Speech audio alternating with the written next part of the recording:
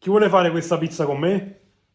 Oggi facciamo il polish per fare poi la pizza domani con la cottura a padella grill. Rapporto 1 a 1, quindi per esempio 200 g di farina, Manitoba, 200 g, 200 ml, stessa cosa, di acqua a temperatura ambiente, 1 grammo di lievito secco o 2 di lievito di birra e 2 cucchiaini di zucchero.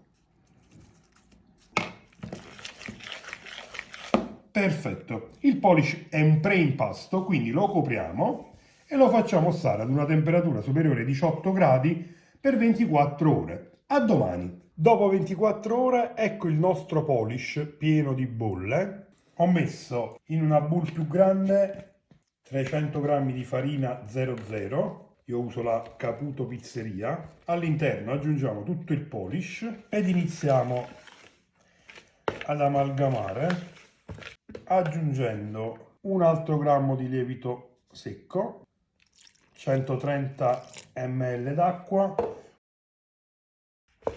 mescoliamo. A questo punto mettiamo 18 grammi di sale ed è ora di sporcarci le mani. Dobbiamo lavorare l'impasto per una decina di minuti, un quarto d'ora sarebbe ancora meglio. Con l'impastatrice, la planetaria, 10 minuti vanno bene. Quando l'impasto non si attaccherà più alle mani e alla ciotola, facciamo la classica pallina, copriamo con il canovaccio e lo mettiamo a lievitare in un luogo caldo per 2 ore.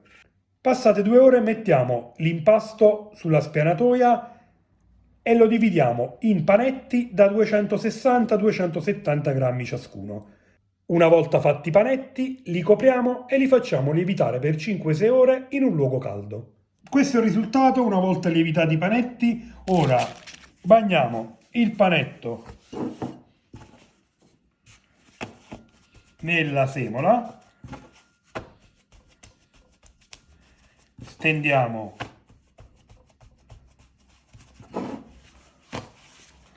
la nostra pizza, lasciando, come vedete, sempre il cornicione.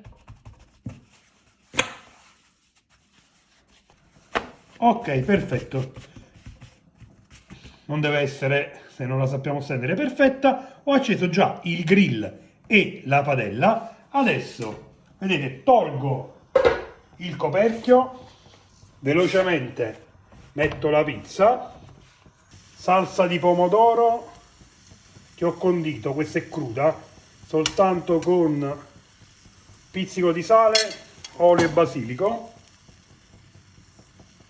giro d'olio, fiamma altissima, con il coperchio chiudiamo e facciamo cuocere per 90 secondi a partire da questo momento. Passati 90 secondi togliamo il coperchio, spegniamo la fiamma e mettiamo la pizza sotto al grill senza chiudere la porta del forno, non ce n'è bisogno, e facciamo cuocere per circa 90 secondi. Passati 90 secondi togliamo un attimo la pizza e ci mettiamo la mozzarella.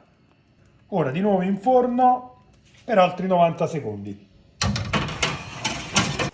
Eccoci qui, un po' di basilico ed ecco la pizza. Guardate questo cornicione, che vi devo dire, guardate qua. Ne taglio un pezzetto perché ovviamente l'assaggio con voi, anche se è bollente, l'assaggio dopo magari. E nel frattempo vado a fare una bianca. Aggiungiamo in questo caso i formaggi più duri. Adesso faccio una sorta di 4 formaggi. Ora copriamo e facciamo cuocere per 90 secondi. Mettiamo sotto al grill e facciamo stare per 90 secondi. Ecco qui. Stesso discorso con la margherita, cioè ci mettiamo anche un po' di mozzarella e facciamo finire di cuocere per altri 90 secondi. Eccola qui. Ho messo un po' di prosciutto cotto, ma voi vedete quanto è morbida. Vediamo se ci riesco, voglio farvi vedere una cosa. Guardate qua.